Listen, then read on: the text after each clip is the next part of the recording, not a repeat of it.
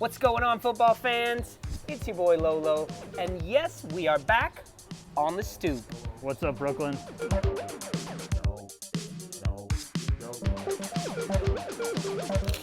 Unfortunately, as you might be able to tell, we are short one of our beloved hosts, Aneesha. Aneesha! Hey! And I dropped the mic. Okay, here we go. Aneesha! Hi! Hi, it's so good to see you. Cheers. Cheers! Cheers! Ching, ching, I'm going ching. fancy this week. I see that. I'm back in the UK now. I have to fit in. Yeah, well, you've been the fancy one on the stoop, for sure. I know she was y'all's favorite. She's our favorite, too. Unfortunately, she had to move back. Can I take this off? You do whatever you want, man. I won't spit on you, even though you're a Gunners fan. Oh, Jesus Christ. We haven't even started yet. Yeah, so it's been, like 3 months, 100 days, something like that. And originally, a lot of people were asking me why don't you do a show about football fans who don't have anything to do? And I'm like... Which pretty much describes us. Yeah, I made the executive decision that, look, there's more important things to talk about right now than football that's not happening from some dude in Brooklyn who only half knows about it, anything anyway. And so I know nothing. But we're back. We're back. Football's back. We've survived. I feel like we've done a good job as New Yorkers. Definitely. We were hit super hard because there's billions of us all together, but I feel like we came together and everybody... We got through it. We're not out of the woods yet, but we got through it. So, and you're an essential worker. I didn't know Mark was essential. It's true. I'm an essential worker. I supply folks with wine and spirits, which I think there would be riots in the streets that are a little different than the riots in the streets we're seeing right now. But there would still be riots in the streets if they couldn't serve wine and spirits or beer or anything like that. So. Yeah, imagine the domestic violence rates. That it's hard enough to be with your partner for 3 months without leaving the house much. But if you couldn't drink, I don't know. Not even an alcoholic. I don't know. That makes me sound like an alcoholic. But And he spilt his drink. Yeah, so we got through at least the first round of death and destruction from the global pandemic, and now they're starting to slowly open things up. I feel like people all over the world and all over the country have been watching news about New York.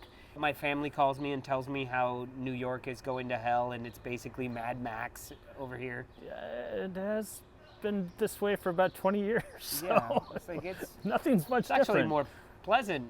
Yeah, the streets are empty. Yeah, no one can spit on you. Without a mask. I guess. It's good to see the Premier League's getting started. They figured out a way to do it that everybody's happy with, and I feel like they're being somewhat cautious and safe, yet still saying we need this. Yeah. I mean, I think a lot of people, especially within in Britain, they need this. We need to have some sort of distraction, and sports certainly is a distraction. Premier League certainly a distraction. Yeah, I was really surprised to see the momentum that the movement carried, starting in Minneapolis, moving throughout the United States, and now it being a global thing. Maybe something will happen. Maybe something will come of this. Even the Premier League got involved. They're putting hashtag Black Lives Matter over their names, over their names. Yeah. Over the nameplate, which is huge, and then they're putting a logo, a patch that they'll wear for the rest of the patch season. That they will wear that for the rest of the season. And so I think it's good. I think it's creating a dialogue between a lot of people and getting people to create a dialogue with yourself. Mm-hmm. Exactly. Even us saying, look at us shooting a show about the Premier League, and we're two white dudes on a stoop. Hey, I've asked a bunch of people to be on our show. They just don't want to be on our show. has nothing to do with race. But I just want to read the player's statement that they sent out that I thought was very well said. I don't know if you got a chance to read it, but it said, "We, the players, stand together with the singular objective of eradicating racial prejudice wherever it exists, to bring out a global society of inclusion, respect, and equal opportunities for all, regardless of their color or creed. This symbol is a sign of unity from all players, all staff, all clubs, all match officials, and the Premier League. Hashtag Black Lives Matter, hashtag Players Together." I thought that was very well said, and I know it's a powerful group statement. of people. It's a powerful statement. Now, Premier League, back it up. Yeah, back it up. Let this not be empty words. Let's back up these words, and let's truly make it matter.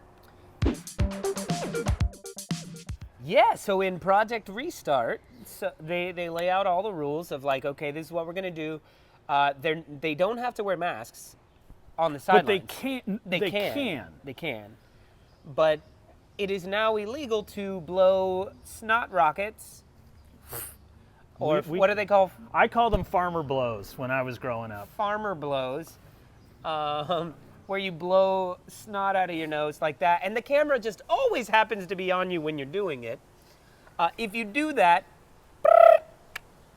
COVID card. COVID card. Yeah, 3 of those, and you've got COVID. Yeah, 3 of those, and they make you lick the subway pole. And they give you COVID. Oh yeah, you're gonna make everybody sick. We're gonna make you sick. It fascinates me that they have to get ready separately, that they have to be bussed in separately, that they have to keep their distance when driving, that they have to be swabbed every morning. Yet when they're on the pitch, when they're breathing at their heaviest, they're right up next to each other. Yeah.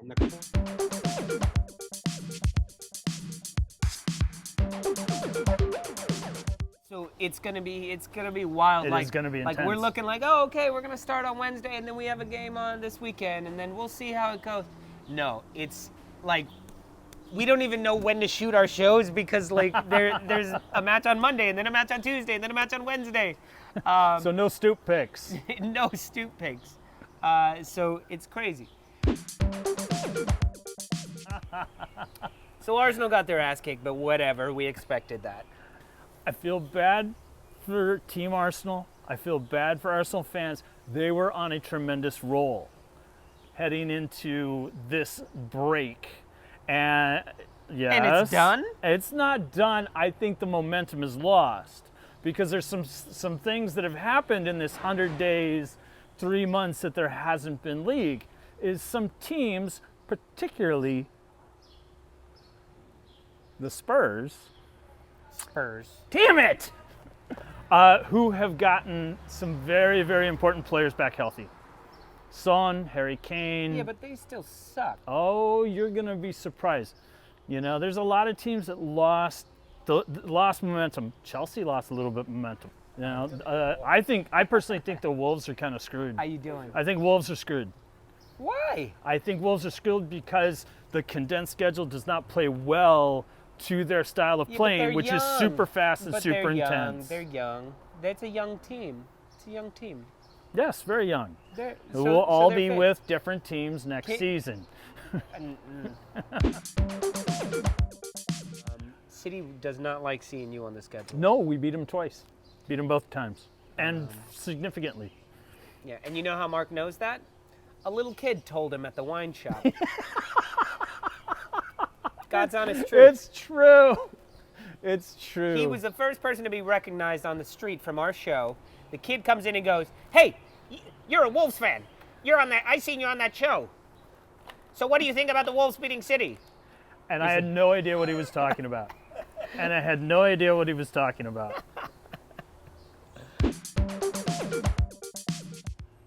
I want you to tell me who you think's going to win between Tottenham and United and then Liverpool-Everton. Because I think easily if nothing had... If we were back 3 months ago, playing these matches, I would say United win against Tottenham, because Tottenham was in shambles and Bruno Fernandes had come in and done some magical things for United. They were kind of on a run. And then Liverpool clearly destroys Everton. But Well, I'm definitely feel going to like agree. it's a little bit of a clean slate right now. I'm going to, I think Liverpool is going to take care of some business. I think Tottenham is going to beat United. With a fat Harry Kane? The fat and hairy Kane. I can't wait to design that on Photoshop right now. A fat Harry and Kane. hairy Kane. Yes, I do think so. I do think that the break, if there's any team that has benefited from the prolonged break, 3 months, it's going to be Spurs. And in terms of the Tottenham United game, 1-0 to United. I think they're the better team, but I also don't like United, so I can't be too much in their favour. I also think that Tottenham don't have the goal scoring ability right now, and like I was saying to you a few months ago, they don't have that cohesion to play as a team right now. But I feel like maybe their defence will hold up enough not to let too much through. So I'm going to go 1-0. Merseyside derby, 3-1 to Liverpool. Because I think Liverpool are maybe not as warmed up as they have been, like I was saying about all teams in general, but I still think they're going to smash Everton, but not to a 6-0 extent. So I'm going to come out with a weirder choice. Not weirder. I think it's going to be a draw. Tottenham United. I'm going to say 1-1. Yeah, I'm going to say a 1-1 draw, Man United and Tottenham. And then, just for shits and giggles, I think Everton comes out going, everyone's talking about how Liverpool's going to win the league, and yes, they might. But this is still, it's Liverpool. It's not Liverpool Football Club, it's Liverpool. Mm-hmm. And that means something. And so they're already playing it up. And yeah, there may not be any fans, but there's not a single player that isn't going to be playing their asses off in that derby. And Sure. Teams play better in a derby. And they have a better chance because nobody's fit. Nobody is fully fit. Nobody is fully ready. And it's going to be sluggish. We saw it with the Bundesliga start. Well, you know who's fit? Who? Traore, because he doesn't work Traore, out. That's yeah. natural. That's all natural. But I genuinely don't think the players are going to be in a good enough position, shape, mentally, physically, in terms of any of those areas in order to compete at the level they normally would. So I think more than anything, it's going to be a clash of the coaches. Yeah. Tomorrow. Yeah. I'm intrigued to see what will happen come the end of the season, because obviously the way this season has been played out with the big break and then everything being condensed into this project restart with all the games in such a short period of time, it'll be an interesting way for the players to display their expertise ahead of any transfers in next season. Because obviously they will have been training in a different way. They'll then be forced to exert themselves in a different way with so many games in such close proximity to each other. It'll be interesting to see how they then move around ahead of next season and how much these restrictions are going to be impacting next season. So obviously there are no players in stadiums right now. Are we going to in the UK, there's no chance of that happening anytime soon. Like, it's still bad here. And so I can't see there being players in stadiums by September again. You mean fans? The fans, sorry, yeah. There's not going to be fans in stadiums by September again. Yeah, for Arsenal, there's no players in stadiums. That's only for you. That's only because I love you. And I'm going to slag my own team here. I mean, Nick, you could win your dream. You can pay for yourself to be in the Arsenal stadium for the rest of the season.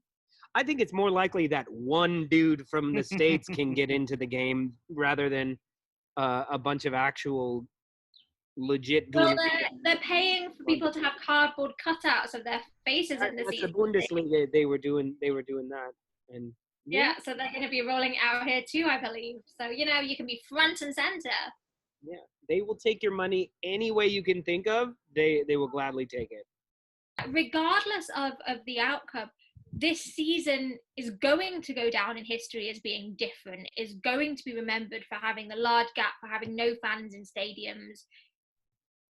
Yeah. And because of that, people will then say, okay, well, the outcome could have been different. And as time goes on and as people's memories change and it becomes further into the distance, it'll be, oh, well, Liverpool only won because of coronavirus. Like, the story and the narrative will get changed. Yeah. What? Well, it kind of sucks to be a Liverpool fan because in 10, 15 years' time, people are going to go, oh, well, they only won because of everything else going on in the world. Yeah. Thank you guys for tuning back in. I know it's been a long time. We're a little rusty, but we're going to keep at it, bringing you more content week after week until the Premier League is done. But don't forget, just because we're opening up a little bit from the global pandemic of the coronavirus, it doesn't mean you can go make stupid choices. It means you should still wear your mask around other people. It means you should still not be hugging and kissing everybody all the time.